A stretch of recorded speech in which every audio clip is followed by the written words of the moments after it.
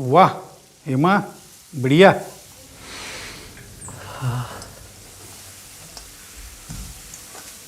आई काय करतेस? कसला मस्त वास सुटलाय.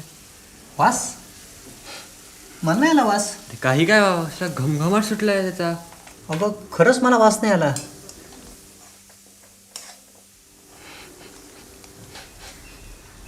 आई कोविड तर नाही ना? हं?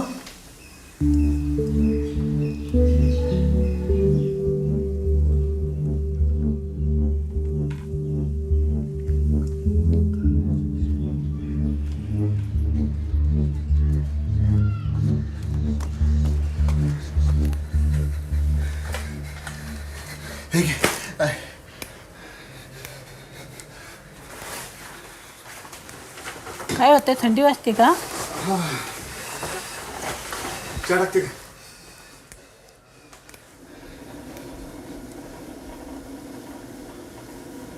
बाप्या ऐक ना, अरे लय थंडी वाजून आली रे आणि धाप पण लागते. मला फक्त टेस्टिंग सेंटरचा पत्ताच आहे ना. अरे कुठल्या पण कॉर्पोरेशनच्या दवाखान्यात जाणार सर, तिथं करते. हां बरं बरं येतो जाऊन. ठेवू का? हां.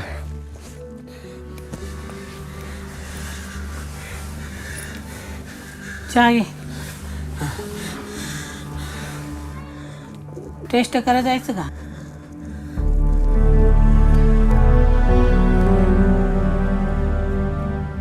नमस्कार, मी डॉक्टर मोहन आगाशे. मार्च महिन्यापूर्वी हा प्रसंग आपण बघितला असता तर आपल्याला वाटलं असतं काय सर्दी झाली का.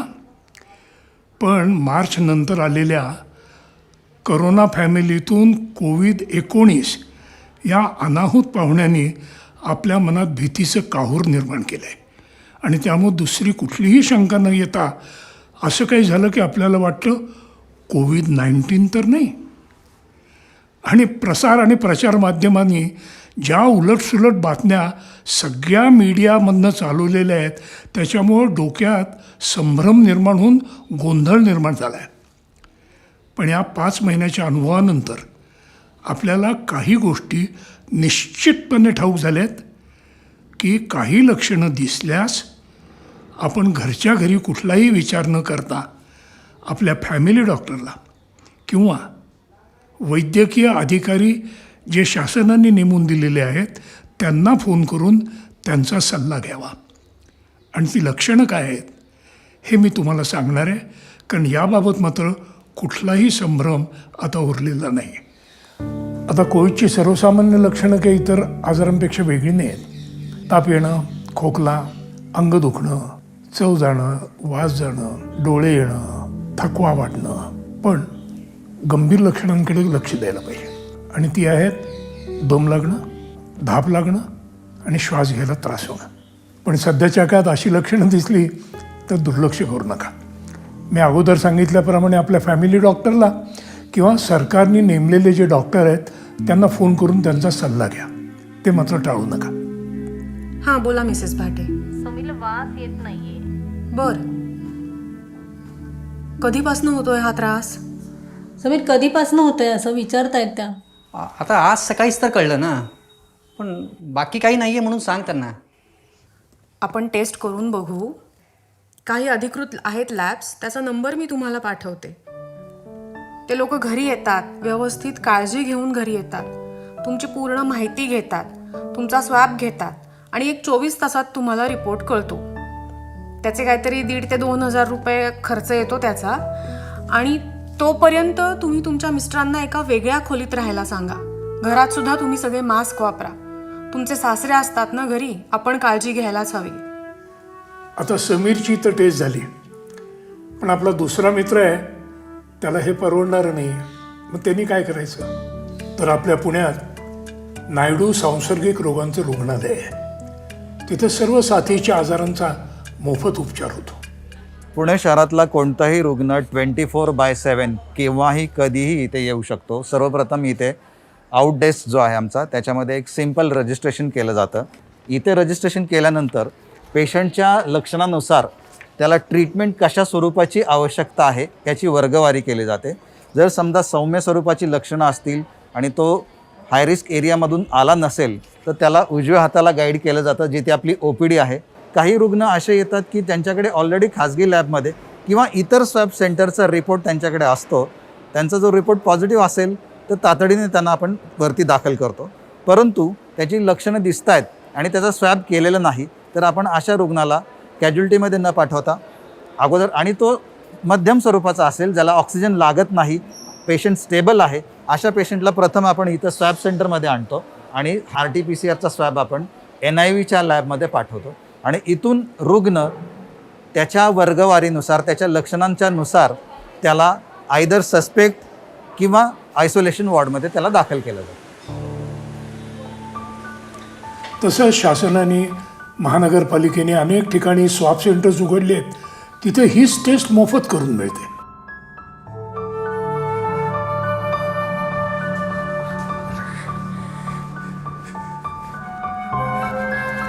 सर नाव, बबन राक्षे, वय, 46, मोबाईल नंबर, 9422209542, ॲड्रेस. इथे मंगळवारपेठ. ओके. काही त्रास होतोय सर? हा, थंडी वाजून येते आणि ताप. शुगर काही? नाही अदरवाईज काही आजार? नाही. आता तुमची स्वॅब टेस्ट घेऊयात. इथून तुम्ही पलीकडे जायचं, तिथले ट्यूबवर नाव लिहिणार, त्यानंतर थ्रोट स्वॅब घेतला जाईल. त्यानंतर तुम्ही घरी जायचं. जर रिपोर्ट पॉझिटिव्ह आला तर तुम्हाला कॉल येतो, जर निगेटिव्ह असेल तर कॉल येत नाही. आणि जर पॉझिटिव्ह असेल, तुमच्या घरात जर सगळी सोय असेल तर तुम्ही होम क्वारंटाईन होऊ शकता. आणि जर सोय नसेल काही तर तुम्हाला आम्ही ज्या ठिकाणी आमचे हॉस्पिटल नेमलेले आहे तिथे आपण तुम्हाला पाठवूयात. ठीक आहे, आता तुम्ही तिकडे जाऊ.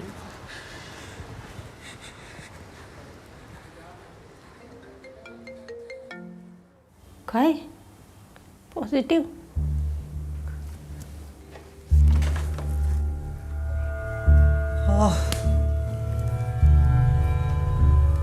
घ्या, पॉझिटिव्ह.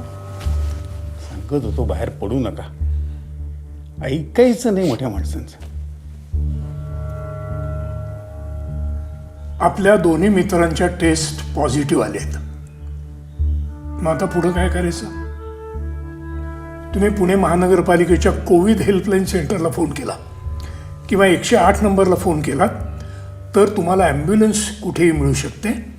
त्याचप्रमाणे कुठल्या हॉस्पिटलमध्ये किती बेड्स आहेत ही माहिती खाली दिलेल्या लिंकद्वारे किंवा CCS नावाचं ॲप काढलेलं आहे, त्या ॲपच्या बेड डॅशबोर्डवर कुठल्याही नागरिकाला ही माहिती कधीही मिळू शकते. आपल्या बबननं 108 नंबरला फोन केला होता, तो बहुतेक हॉस्पिटलला जायला निघाला आहे. खाली नको वरती थांब. हां, आलं ही ॲम्ब्युलन्स. हां, जातो, काळजी नको करू, नीट राहा.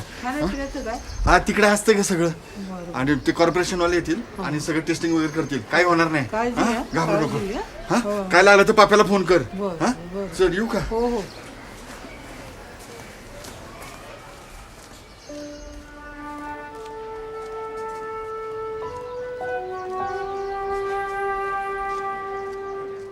आता मुलानं आईची समजूत काढली, पण आईची चिंता थोडीच कमी होते.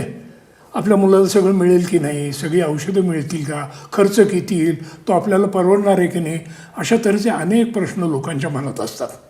हे प्रश्न आम्ही पुण्याचे कमिशनर विक्रम गौर यांना विचारले.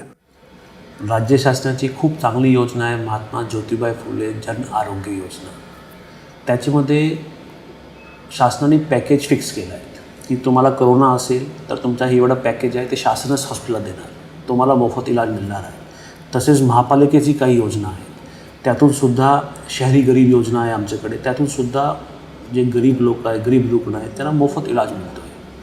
असं असताना आम्ही ज्या लोकांना जसं आयसोलेशन करायचं असते, त्यांचे घरी एवढी जागा नसते किंवा सुविधा नसते किंवा सेपरेट टॉयलेट लागतो आहे, तो सेपरेट टॉयलेट नसतो आहे, तर अशा लोकांसाठी आम्ही कोविड केअर सेंटर सुरू केले आहेत. हे कोविड केअर सेंटरला अशा लोकांना आम्ही ठेवतो, 10 दिवसापर्यंत ठेवतो आणि त्यांना जेवण, तिन्ही वेळचं जेवण, दूध, हे सगळ्या प्रकारच्या आमची सुविधा त्यांना देतो.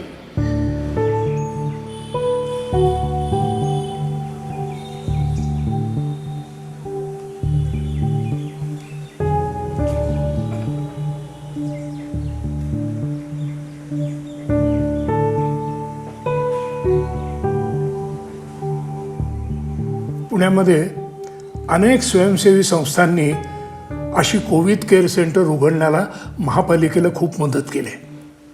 बबन तिकडे गेला. इकडे समीर दीनानाथ रुग्णालयात आलाय. तिथे त्याचा रक्तदाब, ऑक्सिजन वगैरे सगळ्या प्राथमिक चाचण्या झाल्यात आणि आता तो डॉक्टरांशी बोलतोय.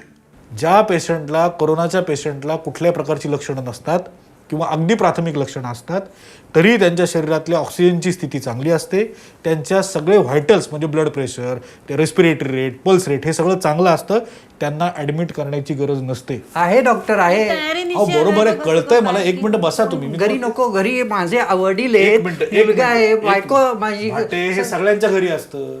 त्यांना काय झालं तर कोण जबाबदारी घेणार त्याची? सांगतो, त्याची जबाबदारी तुम्ही घ्यायची आणि ती कशी घ्यायची तेच मी तुम्हाला समजून सांगतोय.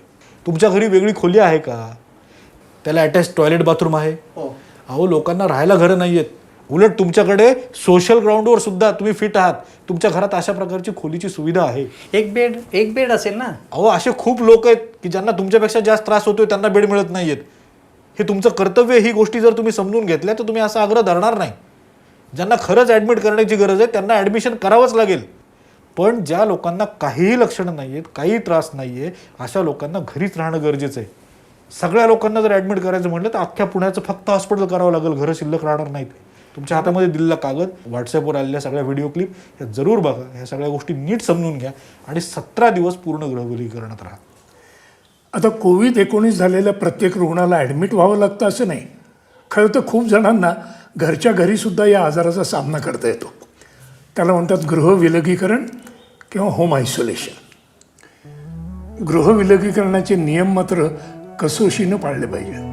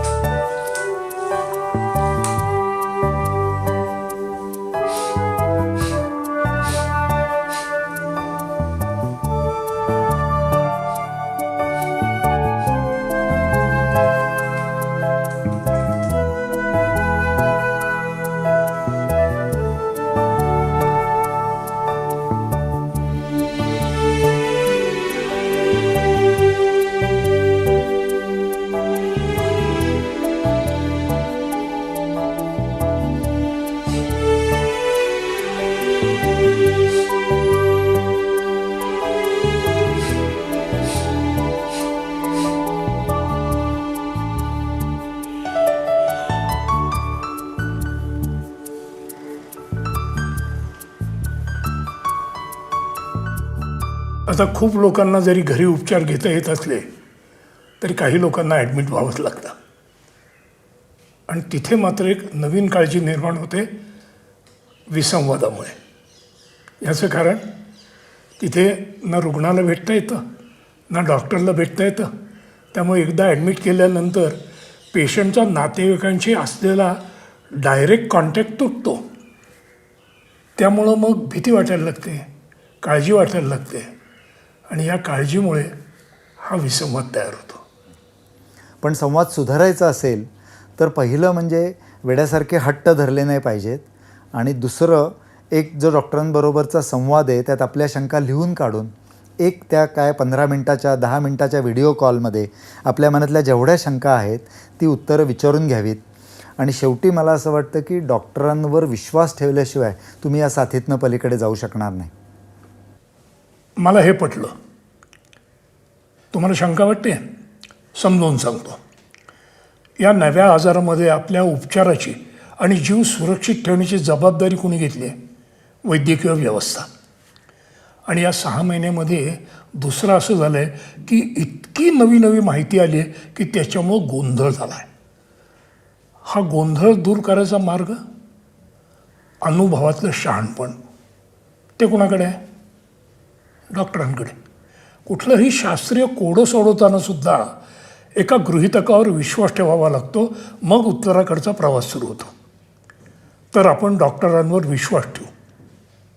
आणि आता बघू औषधांकडे. कारण त्याच्याबद्दल इतकी माहिती आणि इतकी औषधं आली आहेत की पूर्ण गोंधळ आहे. ह्या आजारावर नक्की औषध नसल्यामुळे भीती एवढं बसले लोकांच्या मनात की जे कोण कोविड पॉझिटिव्ह झाला की काही लोक आधीच औषध आणून ठेवतात. म्हणजे रेमडेसिवीर ब्लॅक मार्केटमधनं टोसिलुसिमॅब की गरज पडली तर कुणाला माहीत तेव्हा मिळेल का नाही म्हणून, ज्याच्यामुळे एक आर्टिफिशियल शॉर्टेज तयार झालेलं आहे मार्केटमध्ये आणि ज्याच्यामुळे एक ब्लॅक मार्केटिंग पण झालेलं आहे. करोनामध्ये आत्तापर्यंत महत्त्वाची आम्हाला 2च औषधं दिसलेली आहेत. एक म्हणजे स्टिरॉइड्स, जे अगदी आपण मार्च महिन्यापासून वापरतो आहे, आणि दुसरं म्हणजे ऑक्सिजन, जोही दुर्दैवाने फुकट मिळत नाही, कारण तो हवेमध्ये 21%च असतो, परंतु तो वेगळा करून प्राणवायू दिला असता त्यांनी आत्तापर्यंत मॅक्सिमम जीव वाचलेले आहेत. कोविड काळामध्ये त्या पॅनिकमध्ये दिसेल ती प्रत्येक न्यूज घेऊन लोक वेड्यासारखं करायला लागले. त्याचं एक उदाहरण म्हणजे रॅमडेसिवीर आणि प्लाझ्मा. म्हणजे रॅमडेसिवीरमुळं जीव वाचतो ही अत्यंत चुकीची समजूत सगळ्या जगभर पसरली. प्रत्यक्षात आमचा अनुभव दीनानाथचा असा आहे की रॅमडेसिवीर फक्त सौम्य लक्षण असलेल्या रुग्णांनाच उपयोगी ठरतं. एकाही क्रिटिकल पेशंटचा जीव रॅमडेसिवीरने वाचला असं मला एकदाही स्मरत नाही. आणि आपण 50-60पेक्षा जास्त रुग्णांना रॅमडेसिवीर दिल्यानंतर मी ही गोष्ट सांगतो आहे. जी गोष्ट औषधाची आहे तीच खाजगी रुग्णालयातल्या बिलांची. उपचार तर सर्वसाधारण आहेत, मग बिल एवढं कसं काय आलं अशी लोकांमध्ये भावना निर्माण झाली. तर हे बिल नक्की कसलं असतं? जास्त बिल लावून आमची फसवणूक करतायत का? बिल तयार करताना कुठल्या गोष्टींचा विचार होतो याचा खुलासा तर करून घेऊ. तर बिल वाढण्याचं कारण काय, तर बिलाचे आपण महत्त्वाचे घटक समजावून घेऊया. पहिलं राहण्याचा खर्च आहे, म्हणजे रूममध्ये तुम्ही जाऊन हॉस्पिटलच्या राहिलात तर तो खर्च आहे. तर तो आपल्याला सगळ्यांना पूर्वीपासून माहिती आहे. गेली 50 वर्ष आपण वेगवेगळ्या आपल्या ओळखीच्या रुग्णालयात जातो, त्यामुळे तिथं राहण्याचा खर्च काय आहे यामध्ये आश्चर्य वाटण्यासारखं काहीच नाही आहे. दुसरा येतो औषधांचा खर्च. आता या औषधांचा खर्च जो आहे करोनामध्ये तो एक 3-4 महाग औषधांमुळं तो वाढलेला आहे. त्याच्यामध्ये रेमडेसिवीर नावाचं औषध तुम्ही ऐकलं असेल तर त्याचा साधारणपणे टोटल खर्च साधारण 30,000 ते 40,000 रुपये रेमडेसिवीरचा खर्च आहे. आणि टोसिलिझुमॅब नावाचं औषध आहे त्याचा खर्च 40,000 ते 45,000 रुपये आहे. याशिवाय ऑक्सिजनचा खर्च आहे की जो साधारणपणे रोज 10 ते 30 लिटर पर मिनिट ह्या रेटनी या करोनाच्या सिरियस पेशंट्सना द्यायला लागतो, म्हणजे हॉस्पिटलमधल्या बऱ्याच पेशंट्सना. आणि व्हेंटिलेटर लावला तर अँटीबायोटिक्स, व्हेंटिलेटर आणि ते बघणारे कर्मचारी यांचा बऱ्यापैकी खर्च रुग्णालयाला पडतो. की साधारणपणे रुग्ण जर सेमी प्रायव्हेट रूमला ॲडमिट झाला तर दिवसाला 5,000 रुपये. तो जर ऑक्सिजन बऱ्यापैकी लागतो अशा बेडवर ॲडमिट झाला तर 10,000 रुपये. त्याला नॉन इन्व्हेजिव्ह व्हेंटिलेटर किंवा हाय फ्लो नेझल ऑक्सिजन म्हणून एक यंत्रणा आहे, तो जर लागला, कारण त्याच्याबरोबर मग रॅमडेसिवीर पण लागतं, त्याच्याबरोबर प्लाझ्मा पण कधी द्यायला लागतो, म्हणून ते सगळं धरून त्याचा खर्च साधारण 20,000 रुपये पर डे. आणि जर व्हेंटिलेटर लागला तर रुपये 30,000 पर डे. असं 5, 10, 20, 30 असं लोकांना समजण्याकरता एक फॉर्म्युला मी सांगितलेला होता. हा प्रत्येकाला परवडेल असं नाही आहे, पण हा होणारा खर्च आहे. हा होणारा खर्च तुम्हाला परवडो न परवडो किंवा तुम्ही भरो न भरो हा खिशातनं कोणाच्या तरी जातोच आहे. आज आपण MJPJY किंवा शासनाच्या स्कीमखाली जरी अत्यल्प पैशामध्ये सेवा दिली तरी प्रत्यक्ष रुग्णालयाच्या खिशातनं हा खर्च जातोच. त्यामुळं साधारणपणे एखाद्या व्हेंटिलेटेड पेशंटला 2.5 ते 3 लाख रुपये आणि एका साध्या पेशंटला 30,000 ते 40,000 रुपये ही करोनाची साधारण बिलाची रेंज आहे. ह्या सगळ्या कॉस्ट्समुळं आणि भीतीमुळं करोनाकडे बघण्याचा रुग्णालयाचा दृष्टिकोनसुद्धा थोडा सदोष झाला. आणि आपलं काम कमी, आपल्यावर पडलेला लोड जास्त, म्हणून आलेल्या रुग्णाकडनं सगळा खर्च घ्यायचा का अशा चुकीच्या दिशेला काही रुग्णालयं वळली. ही वस्तुस्थिती आहे. क्रायसिस सिच्युएशन हा का पैसे बनवायचं कारण होऊ शकत नाही. क्रायसिसमध्ये फायनान्स हा फारच म्हणजे असायलाच नको कॅल्क्युलेशन्समध्ये. इट इज ऑल अबाउट म्हणजे प्रोव्हाइडिंग सर्व्हिस, सेव्हिंग लाईव्स, तेच असतं. आजचं 2020 हे वर्ष सर्व्हायवलचं वर्ष आहे. पैसे मिळवण्याचं वर्ष कुणासाठीच नाही आहे, हॉस्पिटलसाठी पण नाही आहे. पण टिकून राहायचं म्हणजे सर्वार्थानं, शरीरानं आणि मनानं. आता शरीरानं टिकून राहायचं म्हणजे प्रतिकारशक्ती वाढवायची, पण मनानं म्हणजे लॉकडाऊनमध्ये नोकऱ्या गेल्या, पैसे नाहीत, जगायचं कसं, मनाला उभारी कशी द्यायची, याला काही उपाय आहेत का? आहेत ना. पहिला म्हणजे की आपल्याकडे काय नाही आहे, याच्यापेक्षा आपल्याकडे काय आहे याचा विचार करायला शिकायचं. आणि दुसरं महत्त्वाचं, मदत घ्यावीशी वाटली तर लाजायचं नाही, मदत मागायची. ताकाला जाऊन भांडं नाही लपवायचं. आणि गंमत अशी आहे की काही लोक तर अशा संकटाच्या काळातच इतकी उभारी धरतात की त्यांच्याकडे बघूनच आपल्याला उभारी येते. खोटं वाटतंय? चला, अशी काही माणसं भेटवतो तुम्हाला. नमस्कार, मी ओंकार वैद्य. मी गिरीप्रेमीचा सदस्य आहे आणि गेले 2 आठवडे महानगरपालिकेच्या कोविड-19 वॉर रूममध्ये व्हॉलंटिअरिंग करत आहे. नमस्कार, माझं नाव स्वरूपा रानडे. मी इथे स्वयंसेविका म्हणून काम करते आणि एकंदर अनुभव खूप छान आहे. ह्यावेळेस आम्हाला यायचंच होतं कारण इच्छा होती खूप करायची. सेवा आम्ही तशी आमच्या इथं भागात करतो, पण ही सेवा करणं म्हणजे आमचं असं समजा की स्वप्नच होतं की करायचं आहे. नमस्कार, मी सौभाग्यश्री दीपक जाधव, पुणे मनपा येथे संगीत शिक्षिका म्हणून कार्यरत आहे. गेले 1 महिनाभर आम्ही कोविड वॉर रूममध्ये बेड मॅनेजमेंटचं काम करतो आहे.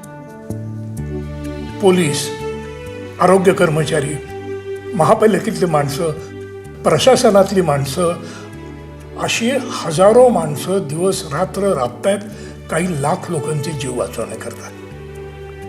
मग त्यांना आपण मदत कशी करायची? नागरिक म्हणून मी काय करू शकतो? गर्दी टाळूनच काम कुठल्याही परिस्थितीमध्ये आपल्याला वर्षभर पुढचं करावं लागणार आहे. त्यामुळं मास्क, डिस्टन्सिंग आणि अधिक स्वच्छतेचं पालन. आता हे तुमचं संयम आहे, तुमचं डिसिजन आहे, तुमची विवेकशीलता आहे, तुमची बुद्धी आहे की तुम्हाला डिसिजन घ्यायचे तुमच्यासाठी, तुमच्या परिवारासाठी. आपण जे वागतोय ज्याच्यामुळे पूर्ण समाजावर काय जो परिणाम होऊ शकतो ह्याचं सगळ्यांनी विचार करावा. आणि तसं केलं की मग मला वाटतं त्याच्यावर नियंत्रण आरामात करता येईल आपल्याला. आपल्याला जर ऑक्सिजनच्या बेडपर्यंत जायची वेळ आणायची नसेल तर नागरिकाची ही प्रथम जबाबदारी आहे. जरी लॉकडाऊन नसलं तरी देखील सोशल डिस्टन्सिंग पाळणं गरजेचं आहे, मास्क वापरणं गरजेचं आहे, हाताची हायजीन, नाकाची हायजीन, डोळ्याची हायजीन हे पाळणं अत्यंत बंधनकारक आहे. तर करोनाचा आजपर्यंतचा प्रवास कसा झाला?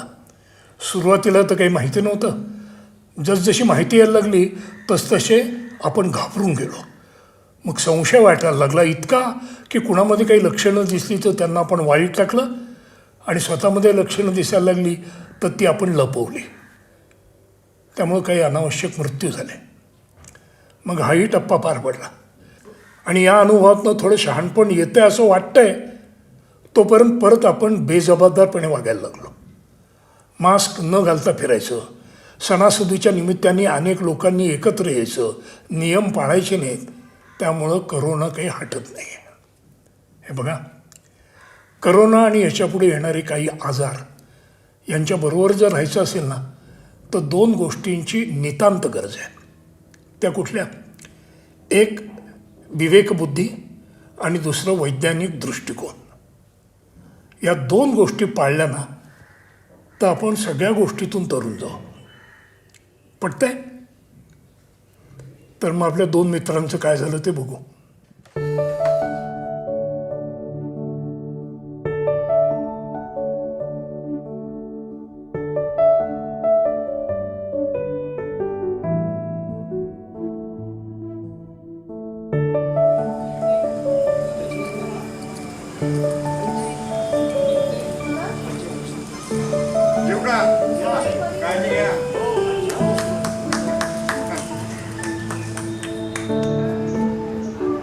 काका, आता डिस्चार्ज आहे तुमचा.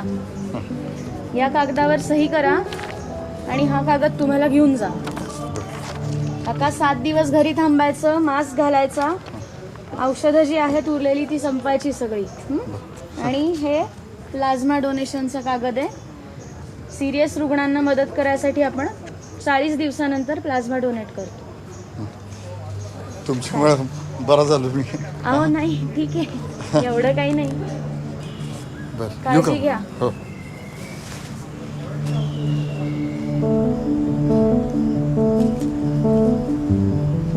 ते एक विचारायचं होतं. हां, बोला ना. ते मला असं तुमच्या वाणी काम करता येईल का इथं? हो, जमेल ना. तुम्ही एक 15 दिवस विश्रांती घ्या आणि मग परत या. नक्की या. येऊ का? हो नक्की या. एकूण काय, माणूस माणसाशी माणसासारखं वागला तर जगणं आनंदाचं होईल. पटलं ना? मास्कची सवय झाली आहे.